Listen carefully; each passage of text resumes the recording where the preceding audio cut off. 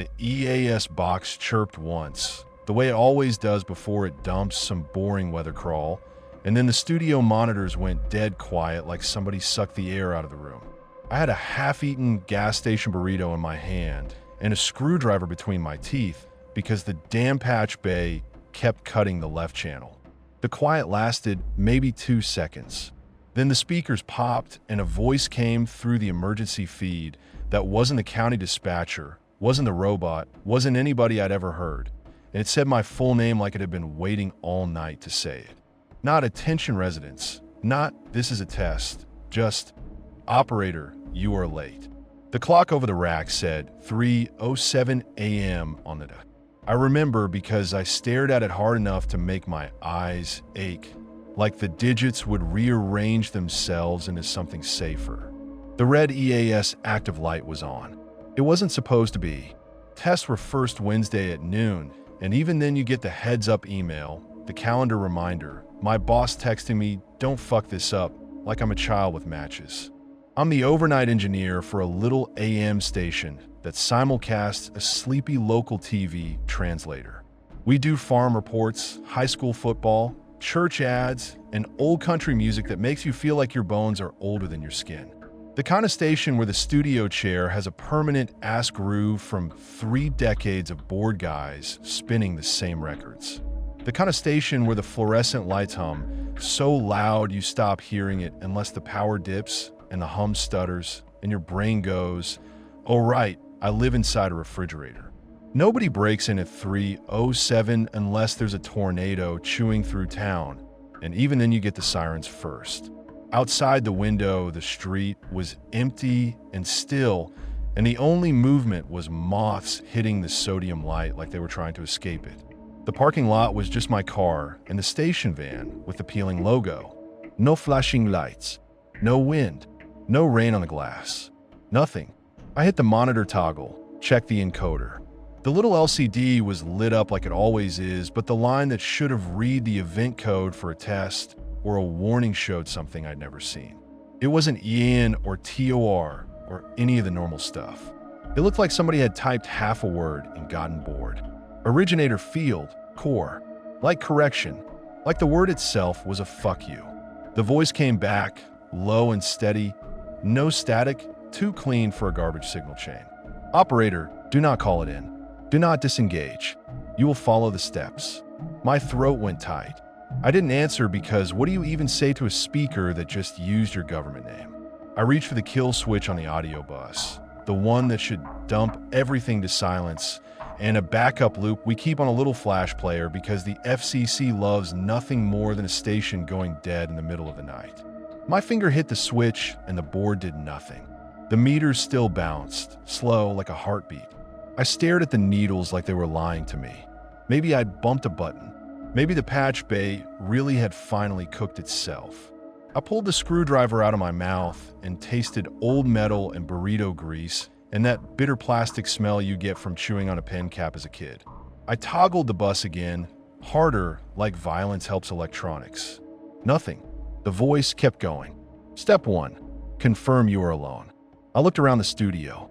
There's always the same clutter. Mic stands, coffee rings, a couch that smells like old sweat. The rack room door, half open with the fans whining. A stack of promo CDs nobody wants. And an old ashtray we keep even though nobody's allowed to smoke inside anymore, because it's like a fossil of the station's personality. No one else. Just me, my burrito, and the equipment that suddenly felt like it had its own opinion. I'm alone, I said, and it came out as a whisper. The voice didn't react like it heard me. It wasn't having a conversation. It was reading a script it already knew I'd perform. Step 2. Open the red binder beneath the console. Page 4. We do have a red binder. It's our emergency procedure book. I keep it there because my boss is paranoid and because the FCC can ruin your life if you screw up an alert. It's also the kind of binder you touch maybe once a year and then forget exists. It lives under the console like a fire extinguisher nobody checks until the kitchen's burning. I slid it out with one hand and it felt heavier than paper should feel. Damp almost, like it had been sitting in a basement. The vinyl cover was cold and slightly tacky, The way cheap plastic gets when it's humid. It shouldn't have been humid. The studio air was dry enough to make your knuckles crack. I flipped it open. The first pages were normal. Phone numbers, station ID language, how to relay messages, the little checklist for logging EAS activations, which buttons to hit on the encoder, what to write down so if someone asks later you could say, look, I did the thing. Page 4 was supposed to be generator failure. Instead, it was a single sheet stapled and crooked, like somebody rushed it and didn't care if it looked professional. The top said in block letters, operator compliance. Under that, typed like an old memo, it had my name again. Full name, middle initial, the spelling right, my shift hours, tonight's date, a line that said, non-compliance will be corrected. My hand started shaking so bad I could hear the paper rasp. That sound, dry paper sliding on paper, got loud in my head like sandpaper on bone. I didn't want to read the rest, but my eyes did it anyway, because that's what eyes do. They're traitors.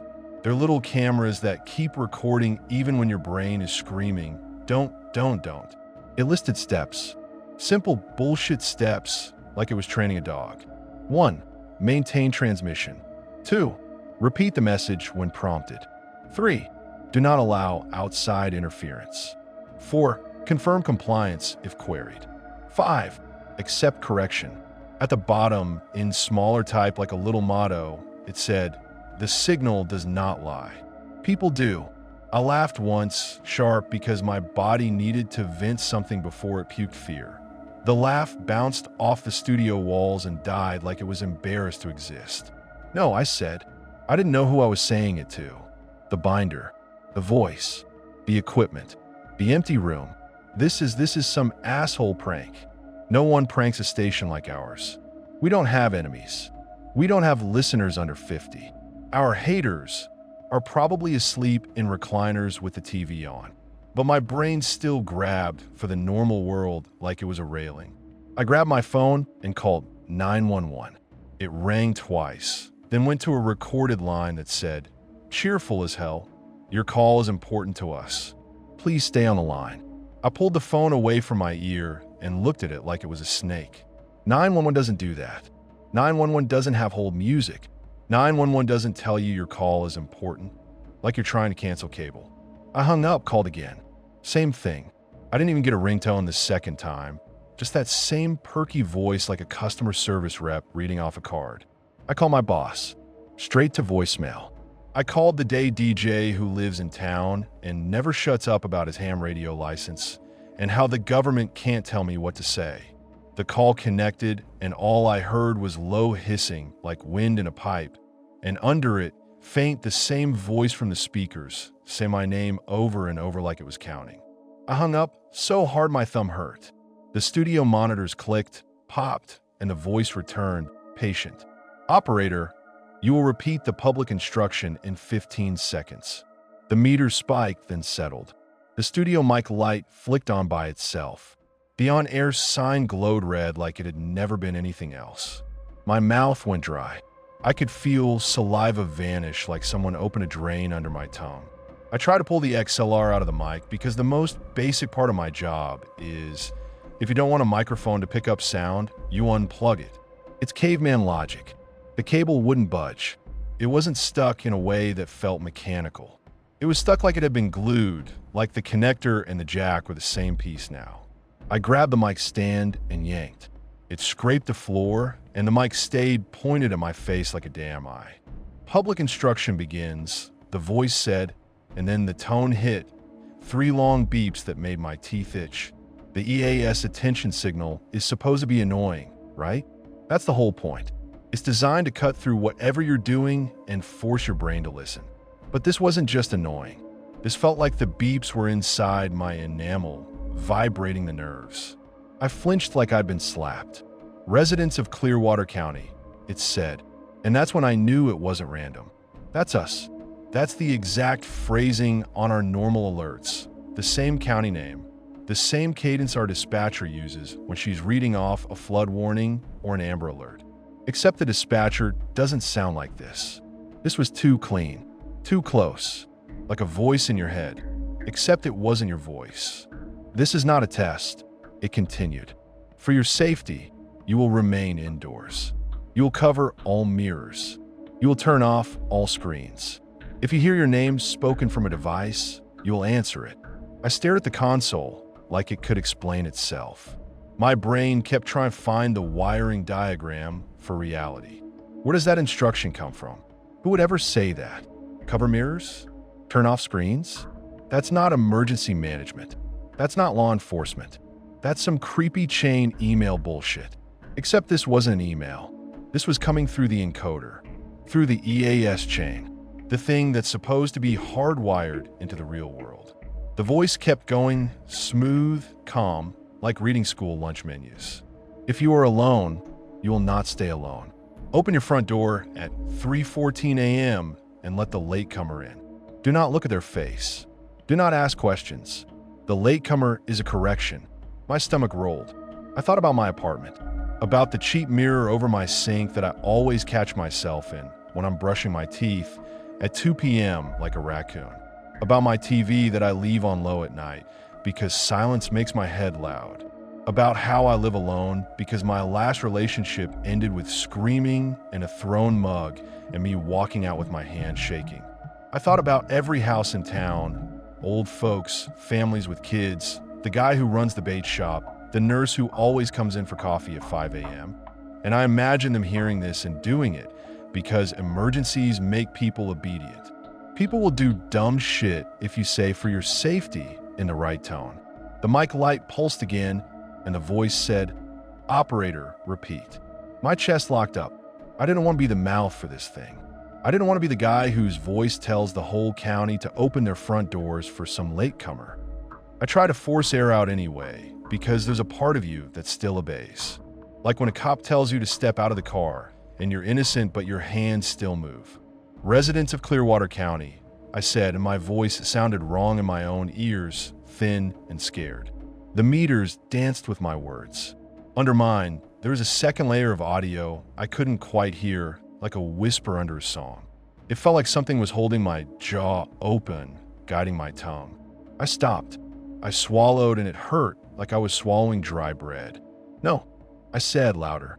"No, fuck you." The mic light flared brighter. The speakers crackled. For a second, I heard something behind the clean voice, something wet and crowded, like a room full of people breathing through paper bags. "Operator," the voice said softly, "do not personalize." Continue.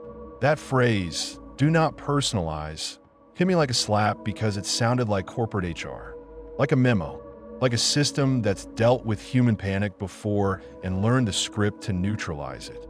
I slammed the console with my fist. Pain shot up my arm and into my shoulder. The board didn't care. The mic stayed live. The on-air sign stayed red. I ran to the rack room and through the breaker that feeds the transmitter audio. Nothing. I went for the main power strip and yanked it out of the wall. The rack fans kept spinning. The LEDs stayed on, dim but alive, like the equipment was running on its own blood. The smell in the room changed, faint at first, like burnt hair. That specific sick smell. Like when you accidentally singe your arm with a lighter and the hair curls and the air gets greasy. I backed out, heart pounding, and I realized my burrito was still in my hand. I didn't remember holding it. I threw it in the trash like it had betrayed me. In the hallway outside the studio, the station's little TV monitor, normally just a test pattern at night, flickered to life. It showed the county map we use for weather crawls. Except the map was wrong. Roads were drawn like veins. Town names were crossed out and rewritten in shaky black letters, like someone scribbling in a panic. In the center, where our tower site sits on a hill, someone had drawn a circle and written the word mouth. The TV audio clicked on, and I heard my own voice repeating the instruction I had refused to finish, only it sounded confident, calm, like I'd agreed the whole time. My voice on top, the clean voice underneath, braided together so tight you couldn't tell where one ended. I looked back at the studio window. The chair at the console was empty. The mic was still pointed toward where my head had been. My voice was coming out of it anyway. I felt my scalp go cold. That prickly feeling you get when you realize you've been alone with something for too long and it's learned your shape. "No," I said again. It came out like a plea, which pissed me off. I didn't want to plead with the speaker. I grabbed a wrench from the tool drawer. Big adjustable one, heavy enough to feel like a weapon. Went back into the studio and swung at the mic hard. The metal grill dented. The mic didn't fall. The cable didn't snap. The sound didn't cut. My voice kept talking, steady like the mic was just a prop. I smashed the console monitor. Glass popped. The screen went black for half a second, then came back on with the same core code blinking and the same active timer counting up like a stopwatch. Operator, the voice said, still kind, which made my stomach twist. The community requires continuity. You are delaying relief. Relief. Like what it was doing was a service. Like it was fixing a problem, and I was being uncooperative. I grabbed the binder and flipped through it fast, looking for something, anything normal. Phone numbers. Protocol. A line that said, if you experience hallucinations, go outside. Something. But every page after 4 was blank. Not empty as in unfilled. Blank as in the paper itself was clean and new, like it had been replaced. The staples were too shiny. The binder had always been a mess of coffee stains and scribbles and old printed sheets curling at the edges. This was pristine, except for that compliance memo with my name on it. My phone buzzed again. Not a call, a notification. No sender, no apaikan. Just a gray box like the phone had grown a new organ. Confirm you are alone. My hand shook so hard I almost dropped the phone. I looked up at the studio camera we use for the little TV translator. It's just a cheap PTZ that shows the studio at night, so people can see the DJ yawning. The red tally light on it was on, pointed right at me. I turned it with my hand. It rotated smoothly, like it wanted to. I aimed it at the wall. The voice came through the speakers. Step 3. Do not allow outside interference. Outside interference. Like calling for help. Like leaving. Like thinking. My chest got tight, and for a second I had the stupid thought. What if it's the government? What if this is some classified thing? And then my brain laughed at itself, because the government doesn't need my shitty AM station to do anything. And even if they did, they wouldn't put mouth on a map like a horror prop. I took a breath that tasted like ozone and burnt hair and old carpet. I decided the only move was to leave. Not heroic, not brave, just my nervous system picking the oldest survival tactic. Get away from the thing that's looking at you. I ran. I didn't even lock the station door. I sprinted to my car and peeled out of the lot like a teenager, tires chirping, engine whining. I drove one-handed because the other hand kept trying to wipe sweat off my face, even though my face was dry. My heart hammered so hard it felt like it was making my eyeballs pulse. The town was dead quiet. No cars, no porch lights, no barking dogs, just dark houses and empty streets and that ugly orange glow from street lamps. Even the stoplights seemed slower, like they were thinking about whether to change. My radio, of course, was tuned to our station because I'm always checking signal. Habit, muscle memory. The moment I hit the main road, the voice filled my car, clean as ever. Operator, it said, return to the mouth. I punched the power button. The radio kept playing. I pulled the volume knob off and threw it on the passenger seat. The speakers still played at the same level, like the car didn't acknowledge my input. I reached down to the dash clock and watched it flip from 3:09 to 3:07 and stay there, blinking like it couldn't decide which lie to commit to. My stomach dropped. Time is one of those things you don't question until it shifts under you. A computer glitch is annoying. A clock glitch is personal, like reality winking. Fuck this, I said out loud because silence was worse. Fuck you. I'm not. The voice cut in calm. Do not improvise. You are not authorized to improvise. I slammed my hand against the dash hard enough to hurt. I reached into the fuse panel while driving like a complete idiot, fingers fumbling, and ripped out the audio fuse. The speakers went silent for one breath. Then the voice came from the air vents instead, soft and close, like someone leaning forward from the back seat. The hairs on my arms stood up. I checked the rearview mirror and saw my own eyes wide and shining like a scared animal. The back seat was empty, but the voice was right there, right behind my head. "Operator," it said, almost gently, "you are delaying relief." I swerved and nearly hit the curb. I corrected, and my tires scraped the edge of the road, that gritty sound of rubber on concrete. My hands were slick. The steering wheel felt like it had a heartbeat. I needed other humans. That was the whole thought. Get to a place with other humans. Other humans make things real. Other humans can say, "Hey, you're having a breakdown," or "Hey, the whole town heard this too." Other humans can call 911, and maybe their 911 will be normal. I slammed on the brakes in front of the 24-hour gas station at the edge of town. The lights were on inside, bright as a hospital hallway, but the windows were dark like they'd been painted. Not tinted, painted, like someone rolled black over them. I got out anyway. My boots hit the pavement, and the cold air stabbed my lungs. I heard, faint in the distance, a door creak open somewhere. Another door. Another. Like a slow chain reaction of hinges waking up. I froze with my hand on my car door. I listened. No voices. No car starting. Just doors. Soft, deliberate, like a town of sleepwalkers opening themselves. I jogged to the station's glass door and yanked. Locked. I banged on it with the heel of my hand. My palm stung. No response. I pressed my face close to the dark window. Try to see inside past the black. The glass reflected my own pale face and the street lamp behind me.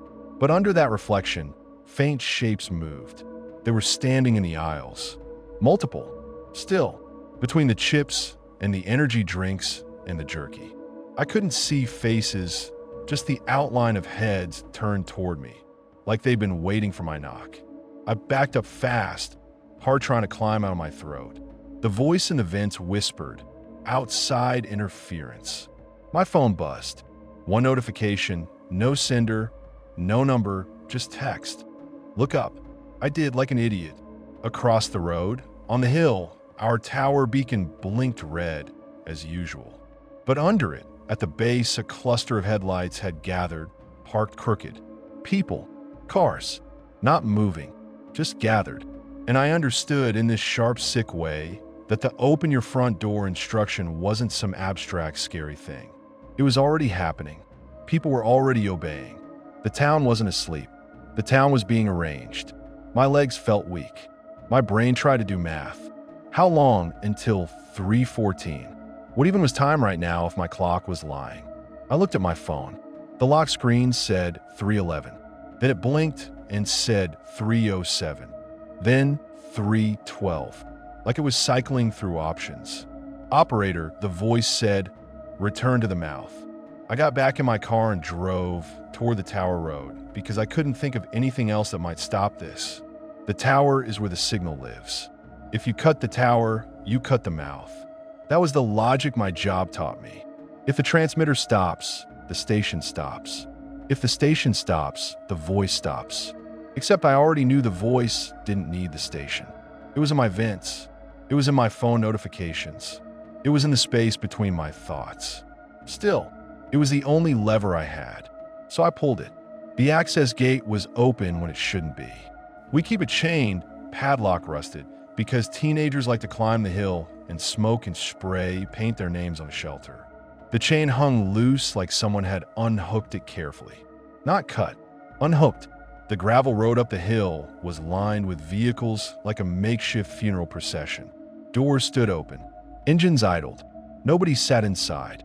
Their headlights threw pale beams into the trees, making the branches look like ribs. I parked at the bottom because my hands wouldn't stop shaking. I grabbed the wrench off the passenger seat. It felt heavier now, like the metal had soaked up dread. I got out and started walking up, gravel crunching under my boots. The air smelled like cold metal and wet soil. That smell you get when the ground's been frozen and then the top layer starts to thaw, like the earth is breathing. Halfway up, I saw them. People from town, moving in a slow line toward the transmitter building. Not running, not stumbling, just walking like they'd been called. Some were barefoot, Some wore coats over pajamas. One guy still held a spatula like he'd been making eggs and just stood up and left. Nobody spoke. Nobody looked at each other.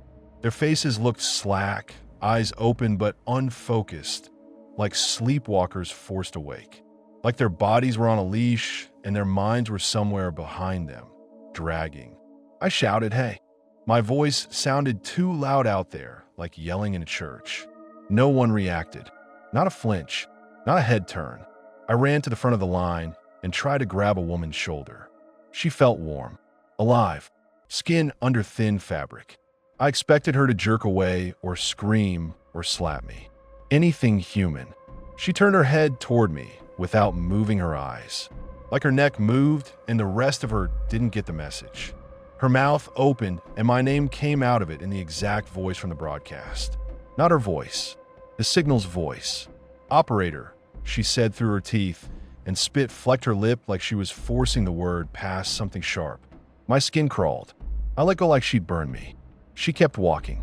A man behind her, Mr. Haldane from the bait shop, I'm almost sure, lifted his head slightly and his lips moved. I heard the same word, softer, like a chorus finding the note. "Operator." I backed away, wrench shaking in my hand. My mouth tasted like pennies. The line kept moving, steady, patient like they had all the time in the world. The transmitter building door was wide open. Inside, the hum was louder than it should have been. A deep vibration you felt in your ribs, like standing next to a generator that's too big for the room. The hallway lights flickered in time with the tower beacon. The smell hit me, hot dust, ozone, and that burnt hair stink again, stronger like someone had been cooking it in there. The people in the line filed in without hesitation. No one looked at the door like it was wrong for it to be open. No one hesitated at the threshold like a normal person would when walking into a locked utility building in the middle of the night. They just went because they'd been told to go. My phone buzzed again. A new notification. Step forward. My thumb hovered over the screen, not even sure what I was trying to do. Swipe it away, turn it off, smash it. The phone felt hot in my hand, like it was working too hard. I looked into the open doorway, and the darkness beyond it looked thicker than it should have been, like the hallway was full of cold water you could drown in. The hum crawled up my teeth. The wrench handle slicked in my palm. I stepped forward anyway because I couldn't let the whole county walk into that building while I stood outside pretending I was brave. The doorway swallowed sound. The hum didn't get louder as I crossed the threshold. It got denser, like stepping into a bass note you could chew. The air inside felt warmer than it should have been, and not heater warm either, more like body warm. Like the place had been packed with people for hours and the walls were still holding it. The first thing I noticed was the lights. They weren't flickering like failing fluorescence. They were pulsing, in time with the tower beacon outside. Red beat, white beat, red beat, white beat, like the building was counting. Every pulse made my eyes want to blink even when I didn't want to. It felt like being hypnotized by a cheap toy. The people from a line moved down the hallway in front of me, shoes scuffing, bare feet slapping, coat sleeves brushing concrete. Nobody looked back. Their shoulders were loose, their arms hanging like puppets with cut strings. I tried to grab onto normal details to keep myself from sliding into whatever they were sliding into. The smell of hot dust, the sharp bite of ozone. That burnt hair stink like a warning sign. There's a sign on the wall in our transmitter building that says authorized personnel only, and under it, in smaller print, if you're not authorized, leave now. I'd always thought it was funny, like the building was politely asking trespassers to respect the equipment, standing there at 3. Whatever AM with half the town filing past me like a funeral parade, it didn't feel funny. It felt like the sign was aimed at me, like the building itself was saying, "You're not authorized for what's about to happen." My phone buzzed again in my pocket. I didn't want to look. I still looked. Confirm compliance. I shoved the phone back down like it was hot. My hand came back up with that faint gray dust on my palm, like paper residue. I rubbed it on my jeans without thinking. My jeans already had grease stains and transmitter dust, and the kind of grime you get from crawling behind racks in old buildings. This dust was different. It felt dry and soft, and it clung. The hallway opened into the main equipment room, and I heard it before I saw it. This low, wet clicking under the hum. Not constant, in clusters, like someone tapping a fingernail on a coffee cup. Like teeth. The room was bigger than most people think. Folks imagine a transmitter building like a closet with a box that says radio on it. Ours is a long room with racks, a backup generator, batteries, HVAC units that wheeze all summer, and cables that run like black vines along the walls. It's ugly and functional. It smells like metal and old insulation and mouse shit nobody can find. Tonight it smelled like burnt hair and wet paper. The people filed in and formed a loose circle around the main transmitter rack like they'd rehearsed it. Not tight, not touching, just enough space between bodies that you could see the rack in the center, like an altar. They faced it without moving, heads slightly tilted, eyes open but unfocused. Their breathing synced up in a slow, ugly rhythm. In the center of the rack, taped over the equipment display, somebody had stuck a sheet of white paper. The word mouth was written in thick black marker. Not neat, not messy either. It looked like a label slapped on a box in a hurry, like somebody didn't want it to be misunderstood. The hum crawled deeper in my ribs. I felt in my molars. My stomach kept doing this slow twist like it wanted to turn itself inside out and escape. Then the voice came. Not from speakers, not from a monitor. It came from a metal, from the rack vents, from the fluorescent tubes, from the people's throats all at once, like the whole room decided to talk. Operator present, it said. Begin correction. The word correction hit me like an old insult. Like a teacher snapping a ruler on your desk. Like somebody telling you you're wrong and not giving you a way to argue. Some of the people in the circle moved at the same time. Their hands rose, slow, and covered their own eyes. Palms pressed flat over lids like they were following the broadcast instruction I'd heard back at the studio. Like they didn't want to see what they were about to do. Like they did. A few hesitated for half a second, and you could see their fingers tremble like they were fighting it.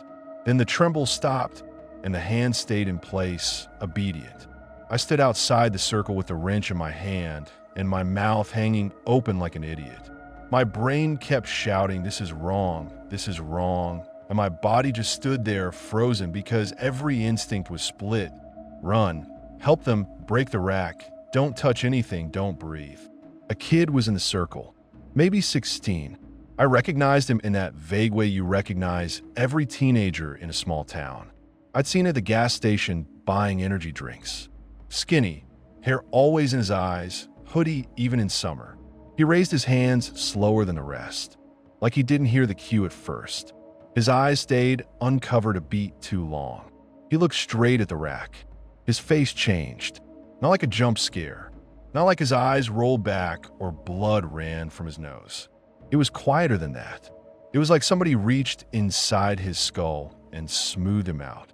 His eyebrows relaxed. His jaw loosened. His mouth pulled into a small, calm smile that didn't belong on him. Not a happy smile, a satisfied one, like he just remembered something he liked. Then he opened his mouth too wide. His jaw didn't snap or crack. It just kept going, like there wasn't a limit, like it was made of rubber and wet hinges. The skin at the corners stretched pale. His tongue sank back. A wet clicking sound came out, fast and eager, and the other people in the circle seemed to breathe in at the same time like they were smelling dinner. My stomach flipped. I took a step without deciding to. The wrench handle bit into my palm. "Hey," I yelled. "Hey, stop." The voice cut right through me. "Operator, do not disrupt the circle." "Fuck you," I said, but my voice sounded small in that room. The hum ate it. The kid's smile stayed. His throat moved like something was climbing up. The clicking got louder, and I realized it was coming from behind his teeth like something was tapping the inside of his mouth. Like his mouth wasn't empty. I moved because if I stood still, I'd become part of it. I shoved past the edge of the circle, bodies bumping my shoulders.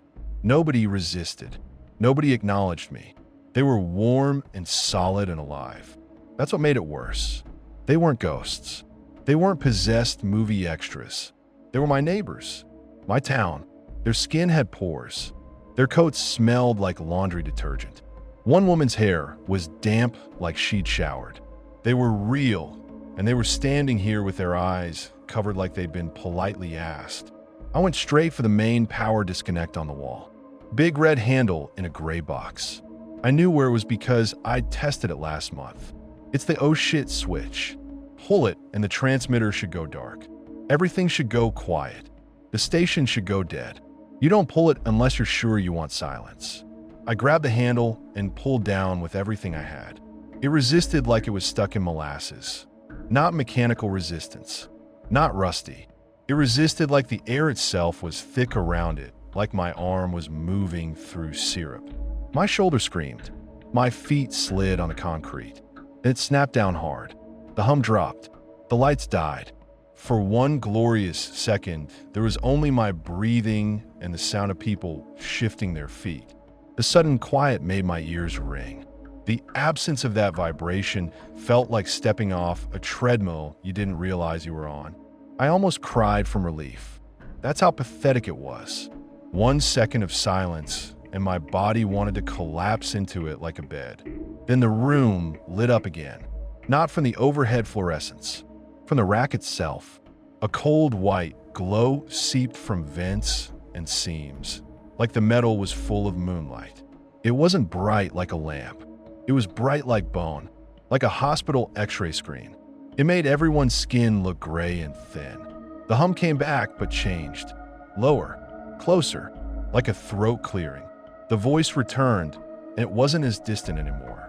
It felt like it had moved from the walls into the space right behind my eyes. Manual interruption detected. It said, "Operator will be utilized directly." My ears rang harder. My vision fuzzed at the edges. I felt something in my throat, like a dry cough that wouldn't cough, like paper stuck behind my tongue. I gagged and spit without meaning to. What landed on the floor wasn't saliva. It was a thin strip, gray and fibrous, like a torn label from a package. It twitched once like a worm, then went still. I stared at it and my skin went cold. My mouth flooded with spit and then went dry again like my body couldn't decide what to do. I gagged again and felt another scratchy drag behind my tongue like something was peeling. "No," I said hoarse. "No, no, no." The voice didn't care. "Operator, maintain transmission." The kid in the circle clicked faster, like he was excited. The rest of the people kept their hands over their eyes like obedient statues. Their fingers pressed into their cheeks, so hard the skin blanched. One man's shoulders shook like he was crying, but his hands didn't move. Rage hit me so fast it surprised me. Real, hot, ugly rage, the kind that makes you stupid. The kind that makes you forget you're scared for a second because you're too busy wanting to break something. I raised the wrench and brought it down on the rack door. Metal on metal. Sparks. A dull thud that traveled up my arms. The wrench bounced like I'd hit a tree. I swung again and again. The people didn't flinch. They didn't even twitch at the noise. The kids clicking hiccuped for a beat, like the sound had to reroute, then continued. I kept hitting until my wrist screamed. The rack door dented. A latch broke with a sharp crack. I yanked it open. Inside, instead of wiring, I saw layers of something pale and glossy stacked tight, like pages pressed together. Not paper exactly. Thicker, softer, like wet cardstock.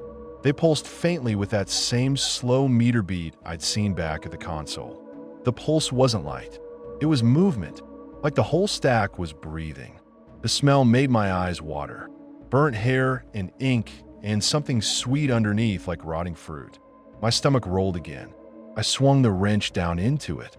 The wrench sank in with a sick wet give, like hitting a slab of fat. Dark ink oozed out. Not blood, ink. Thick and glossy and blacker than the shadows in the corners. It ran down the inside of the cabinet in slow lines like tears. The voice stuttered for the first time, like a tape snagging. "Operator, cease, operator." The glow flickered. The hum wobbled. The kid's clicking turned into a wet chattering cough for a second, then snapped back into rhythm. I hit again. Ink splashed. The pale layers tore and folded like flesh. The pulse under my wrench got weaker. The hum dipped and rose like something struggling to breathe through a blocked airway. Do not. The voice tried, and the word broke apart into static that sounded like wet paper being crumpled. I didn't stop. I didn't think. I just swung. Each hit felt like punching through something that didn't want to be hurt. The wrench handle vibrated in my hands. My palms went numb. My shoulders burned. My teeth clenched so hard my jaw ached. The cabinet's pulsing slowed, then faltered, then went still. The glow died. The overhead lights stayed off. The tower beacon outside blinked once more through the tiny window, then stopped. In the sudden darkness, the hum collapsed into silence like a body dropping to the floor. The quiet was so complete it felt wrong, like the world had been muted. The people around me lowered their hands from their eyes, one by one, like waking. Not all at once. In waves.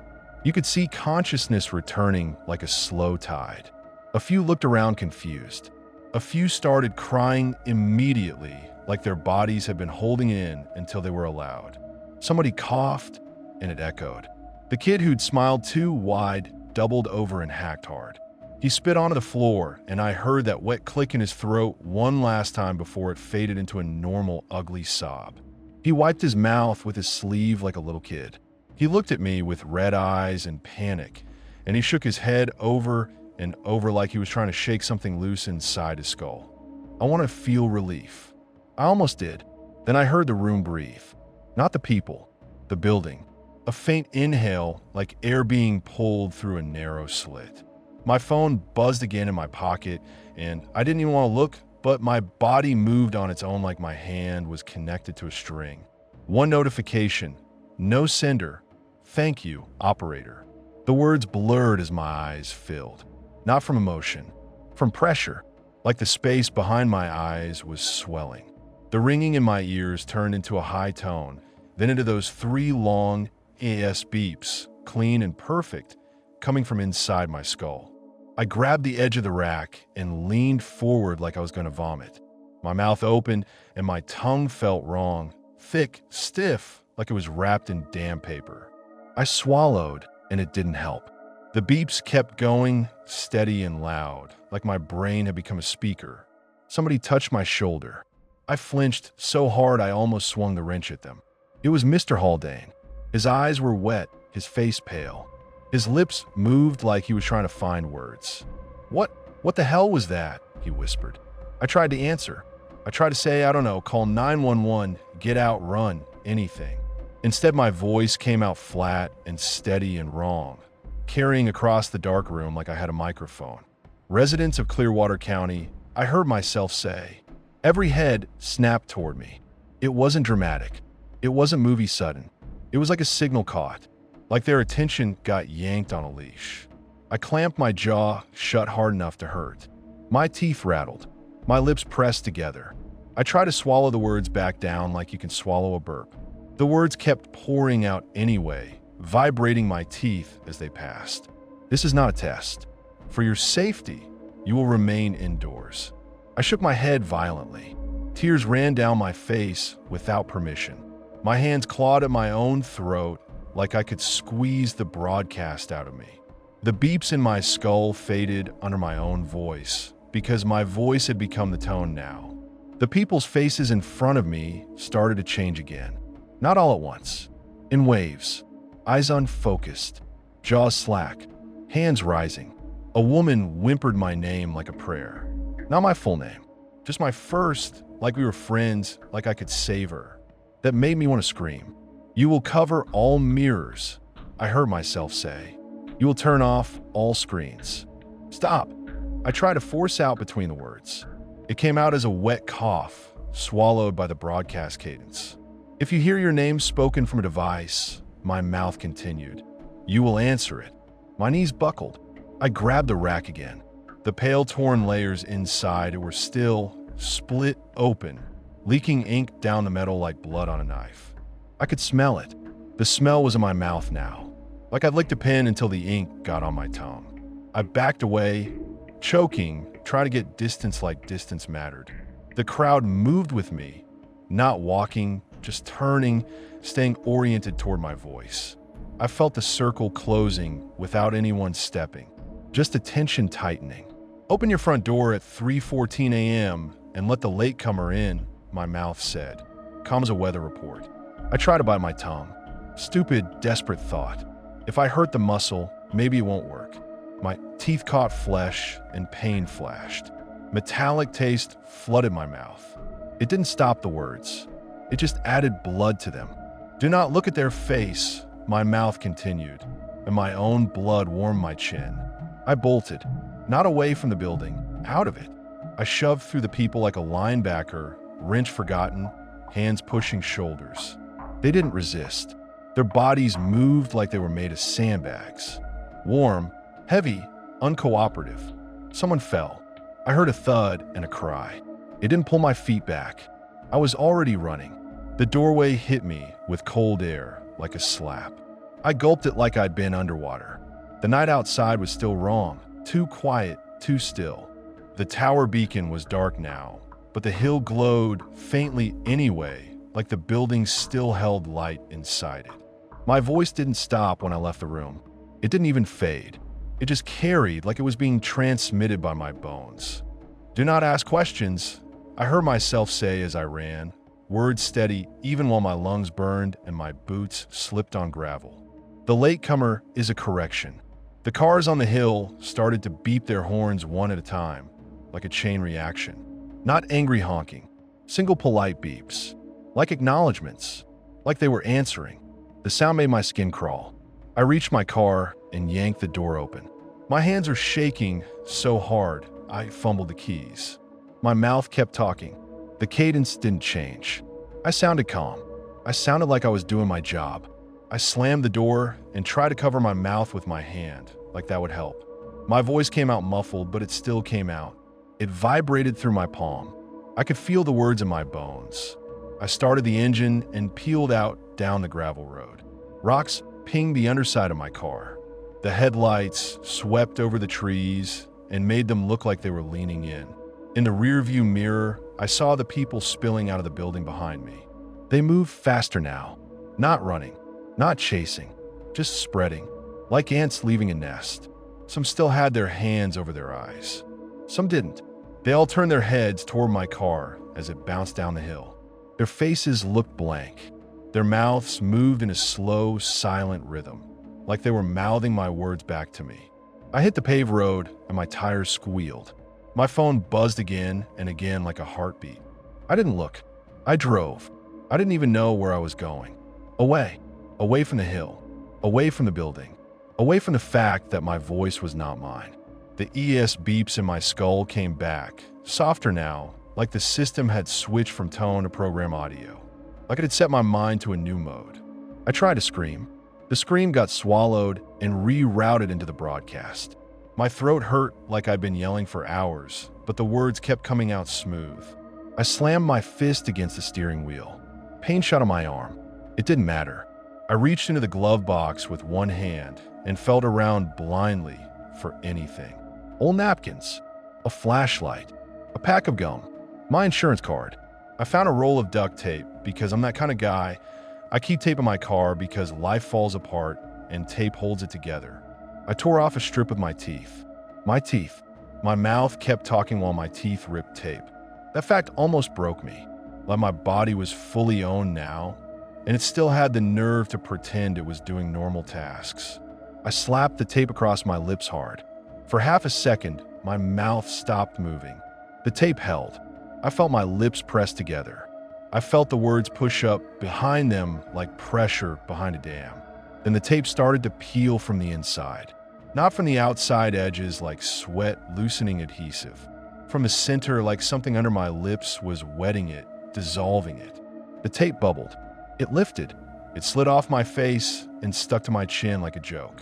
I almost drove off the road. "Do not attempt physical obstruction," the voice said. And for the first time since I left the hill, it didn't come out of my mouth. It came out of the passenger seat speaker, except my radio was off.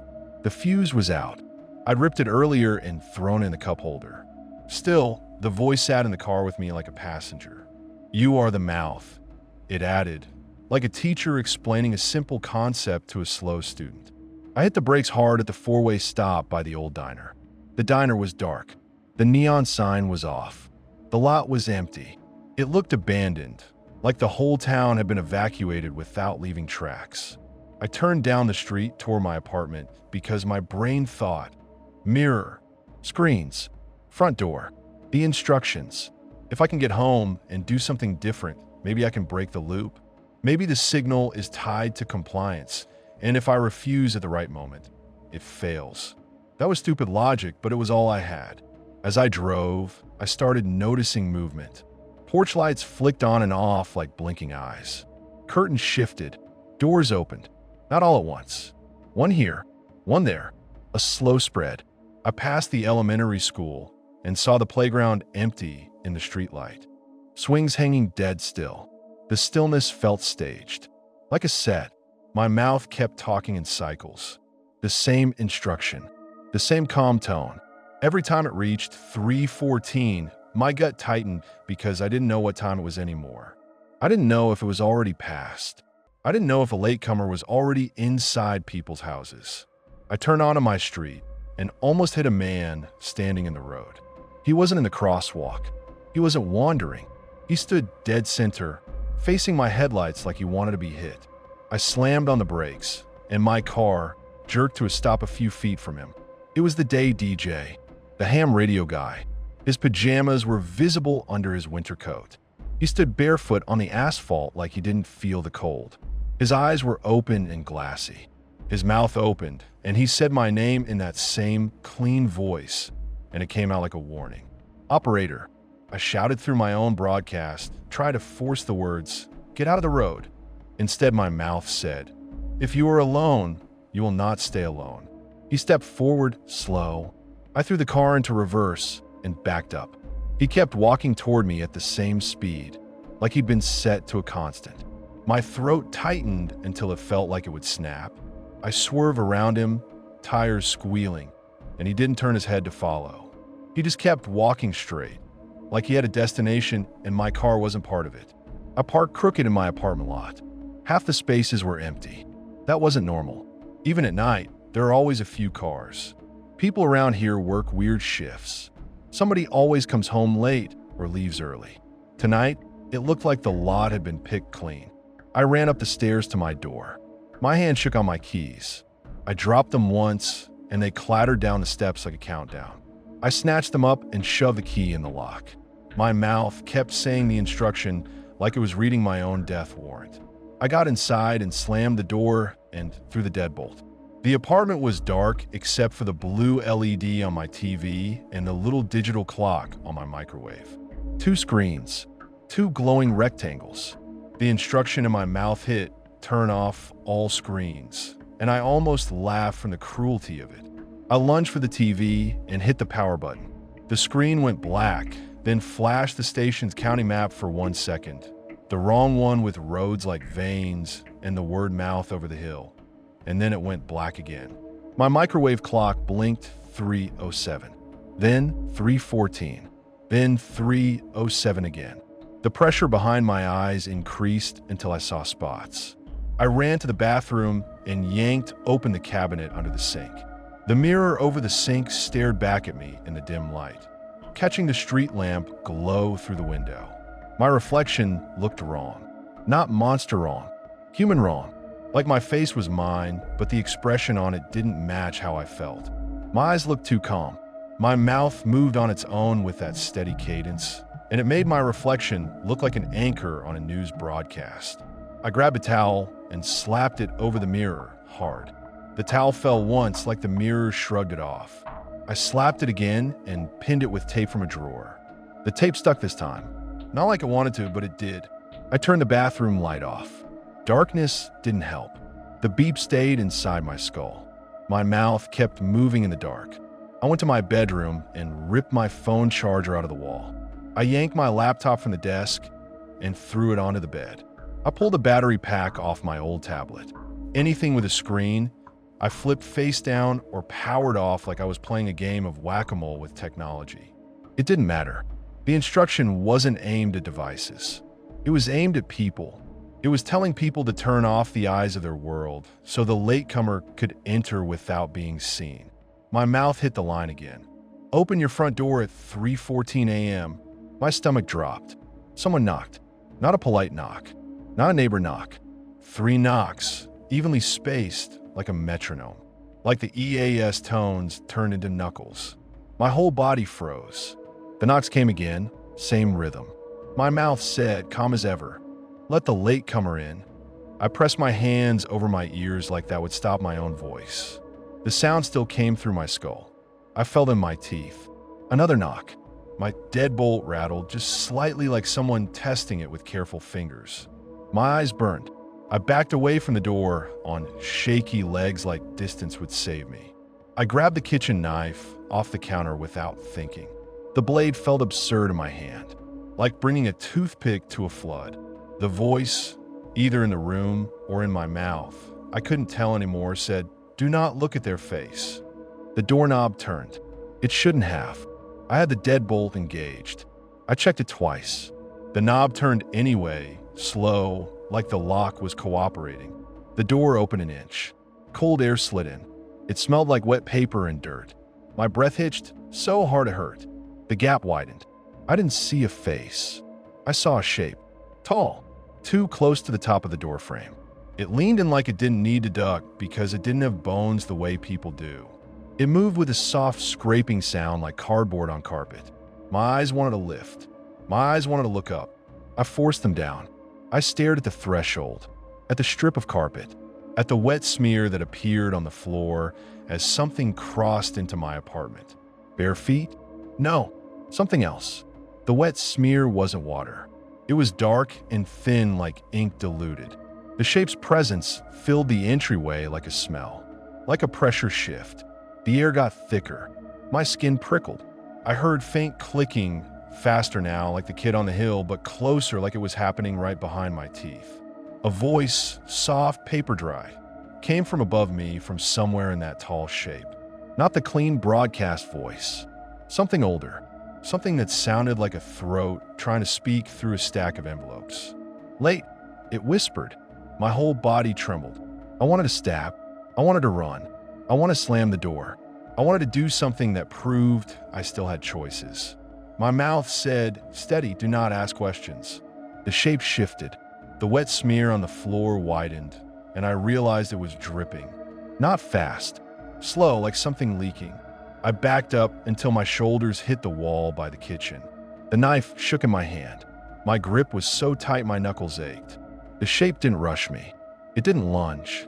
It just stood in my doorway like it owned the space. Like it was waiting for me to complete a ritual.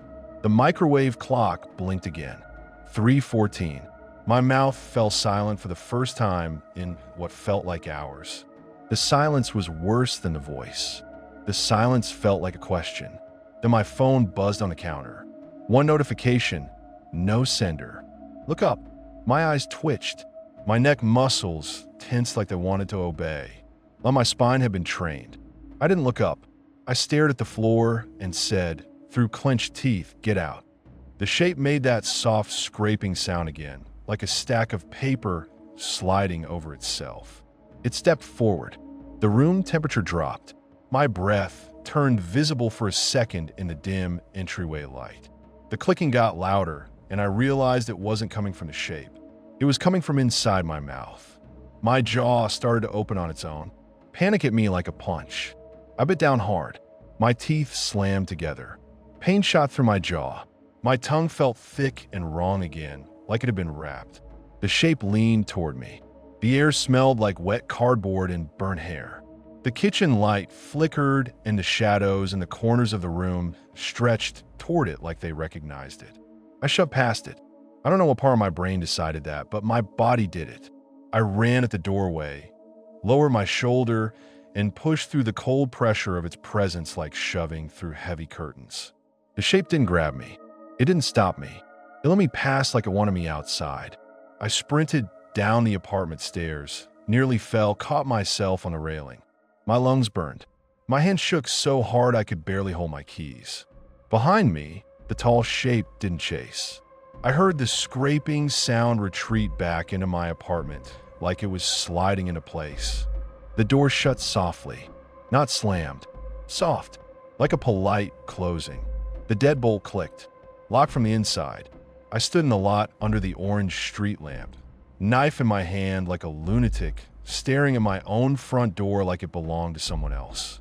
Then my mouth started again, without warning, without tone. Just words. Residents of Clearwater County. My voice floated out into the empty lot, calm and loud, like the air was amplifying it. Like my skull had become the transmitter building. I slapped my hand over my mouth. The sound still came out, muffled but unstoppable. Windows in the apartments around me flicked on. Curtains shifted. Doors creaked. I heard footsteps on stairs. Multiple, like my voice was pulling people out of their hiding places. A door opened on the third floor across the lot. A woman stepped out in a robe with her hair in a messy bun. Her eyes were glassy. She looked down at me like she was watching a TV. She raised her hands and covered her eyes. Another door opened, then another. People stepped out, faces blank, and covered their eyes like it was the only safe position left. I turned and ran. I ran across the lot, down the sidewalk, toward the main road. My broadcast voice chased me, steady, and the sound of doors opening followed like a slow wave.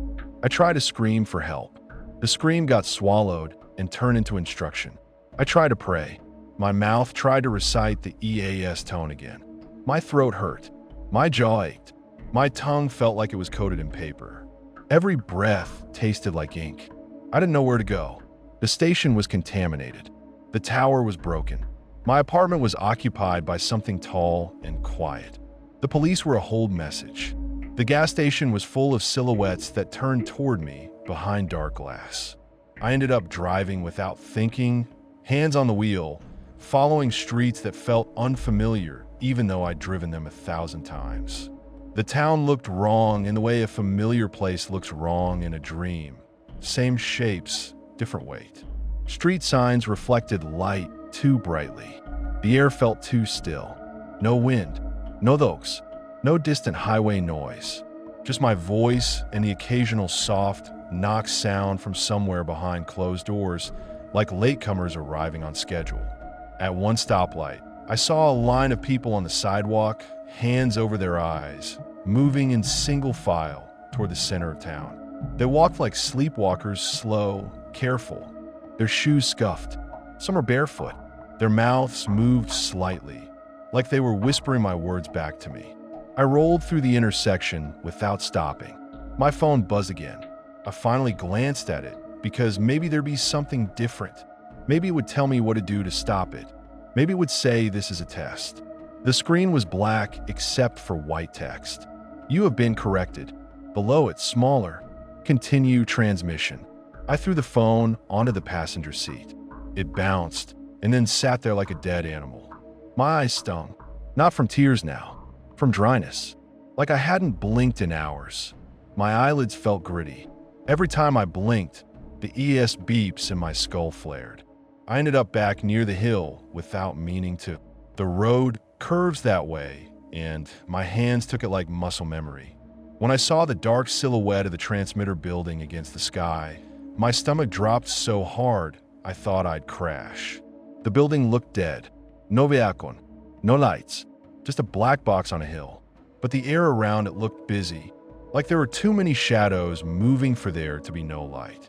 I pulled over at the base of the hill and killed the engine. Silence rushed in, and it almost made me laugh because the silence didn't matter anymore. My mouth kept talking even with the car off. The broadcast didn't need power. I sat there with my forehead pressed to the steering wheel and tried to think like an engineer, not like a scared animal.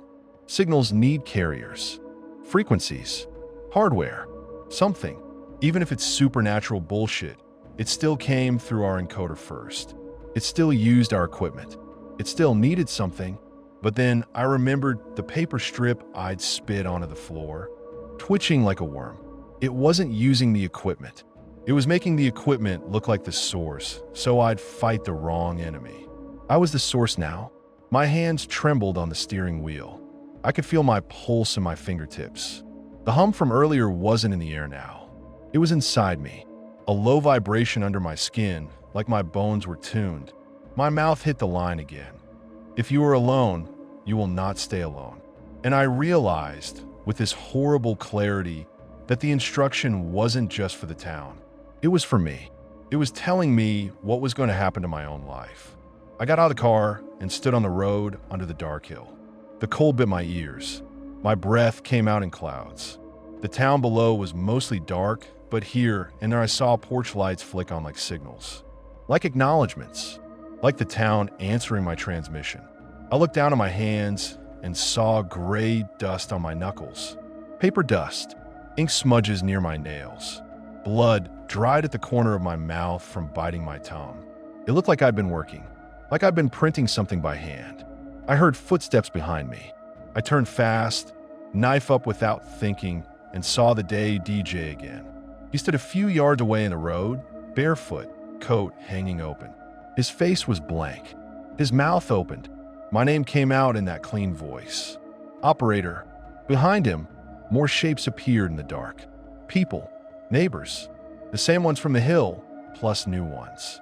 They moved with that steady pace, hands already lifting toward their eyes like the motion was preloaded.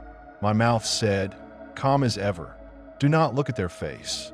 I backed up, shaking my head, try to force my own words out. Don't, I tried to say. Stop, go home. It came out as instruction layered with panic. They kept approaching. Somewhere down the hill, a door knocked 3 times. Somewhere else, another door answered with 3 knocks. A rhythm spread through the town like a heartbeat. I realized then that the latecomer wasn't one thing.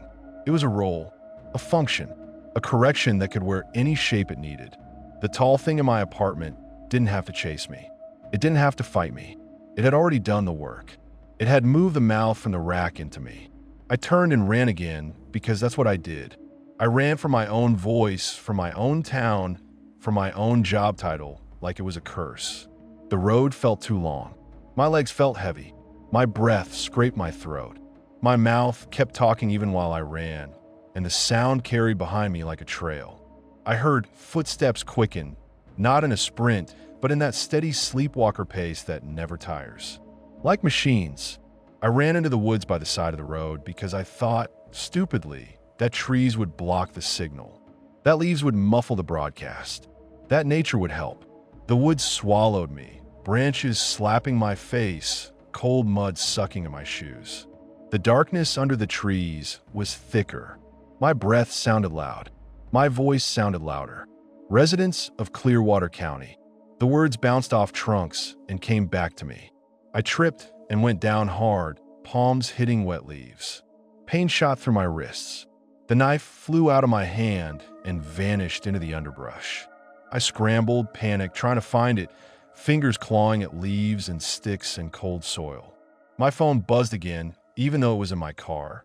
The buzz came from inside my skull now, like the device had moved. The beeps hit again. 3 long tones. Teeth itch. Eyes ache. I pressed my forehead into the dirt like I could ground myself. Like I could short-circuit whatever was inside me.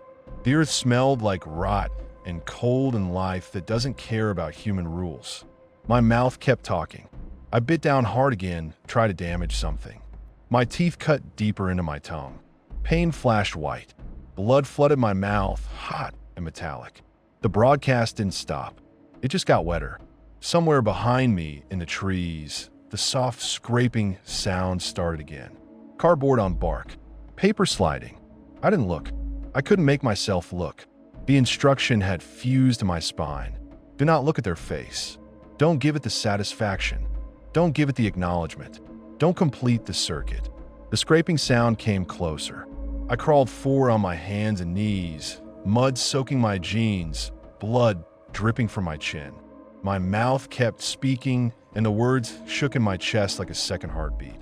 I could hear other voices now, faint, distant, repeating, not in unison, not like chanting, more like echoes, like radios in different houses turned to the same station. Like people murmuring along because the signal had taken root in them too. You will cover all mirrors. A woman's voice somewhere. You will turn off all screens. A man's voice, shaky. If you hear your name, a child's voice, small and obedient. The town was becoming a chorus.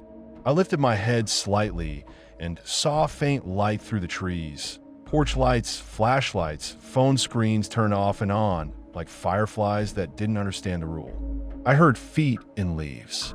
More than one. Approaching. The latecomers. My mouth said, "Open your front door at 3:14 a.m. I didn't know if it was still 3:14. I didn't know if it was still night. I didn't know if days had passed. Time had become a looped audio file, stuck on the same 4 minutes. I crawled until my hands were numb and my arms shook. I kept going until I couldn't feel my knees anymore. I kept going because stopping meant being caught by people who weren't people anymore. My lungs burned. My eyes watered. My throat felt like it was lined with sandpaper. Every word out my mouth scraped. At some point, I hit a clearing and fell onto my side, chest heaving. The sky above was a dull gray blue, like dawn trying to exist. That should have been comforting. Instead, it made everything worse because it meant this wasn't a nightmare confined to night. This could keep going in daylight. This could keep going in front of everyone. My mouth kept talking into the dawn like a man making announcements in an empty stadium. "Do not ask questions," it said. "The latecomer is a correction." I heard a soft laugh that wasn't mine. It came from my own throat, under my voice like a second vocal cord had learned how to move. The laugh was dry and papery. It sounded like someone crumpling a receipt. My stomach heaved and I vomited into the grass. Ink-black fluid mixed with bile. It smelled like burned hair and printer toner. While I wiped my mouth with my sleeve, the fabric came away, stained gray. My hand shook as I pushed myself up. My legs wobbled. The world tilted. And then, for a second, everything went quiet. Not the town, not the world, just me. My mouth stopped. I stood there, swaying, and in that sudden absence I realized how loud the broadcast had been, how constant. The silence felt like a window opening in a stuffy room. Hope hit me like a drug. I swallowed hard and tried to talk. I'm still here," I whispered. "I'm still." My voice sounded like mine. I almost cried again. Then the EAS beeps slammed into my skull, so hard my vision went white. I doubled over, hands on my knees, and felt something shift behind my tongue. A wet, sliding sensation like something rearranging itself. My mouth opened. The words came out, calmer than ever, cleaner than ever, like the system had adjusted for noise. Like it had tightened its grip. "Residents of Clearwater County," I said, and my voice carried across the clearing like a PA system. In the trees at the edge of the clearing, shapes stopped moving. Hands rose, eyes covered. They were listening. They were obeying. They were waiting for the next line like it was medicine. I tried to close my mouth again. My jaw wouldn't. It felt like my jaw belonged to the signal now. I felt my tongue move, not by my choice, shaping syllables like it had rehearsed them. This is not a test. My own words now weaponized. I staggered backward and hit a tree. Bark scraped my shoulder. The tree felt solid and real and indifferent. I slid down it and sat in the damp leaves, shaking, watching the shapes in the trees sway closer and closer, not rushing, just drawn. In that moment, the last piece clicked into place, cold and final. The rack wasn't the mouth at all. It was just a speaker. The encoder wasn't the mouth. It was just a gate. The tower wasn't the mouth. It was just a lighthouse. I was the mouth now, walking, breathing, transmitting. And the worst part, the part one still can't get past when I replay it, is that the signal didn't feel like an invasion anymore. It felt like a job, like a shift, like something that had been waiting for someone to cover it. The voice under mine, dry, paper soft, whispered in the back of my skull, almost satisfied. "Continuity," it said. My mouth kept going, steady and calm, and the shapes in the trees kept raising their hands and closing their eyes and stepping forward like they'd been instructed. And behind my teeth, behind the words, I could feel the next correction queued up, waiting its turn like a file ready to overwrite whatever was left of me.